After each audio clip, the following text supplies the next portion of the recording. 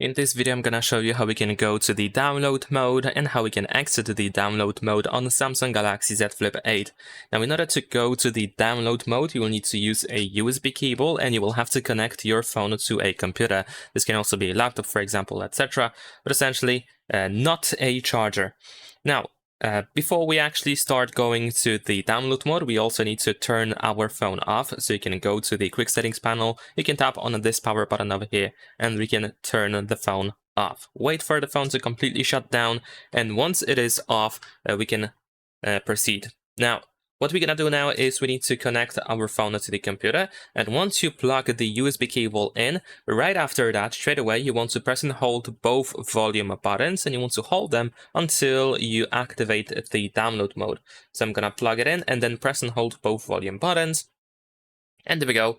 This is now the download mode. This is how it looks like on this phone. And in case you want to exit the download mode, first of all, of course, we can just remove the cable. We don't need it anymore. And in here, we can now press and hold the power button and the volume down button. And we need to hold it for 7 seconds to turn the download mode off. So let's get right into it. I'm just going to press and hold both of these buttons. Just keep holding. And then once the screen turns off, you can release both buttons. And your phone is going to reboot.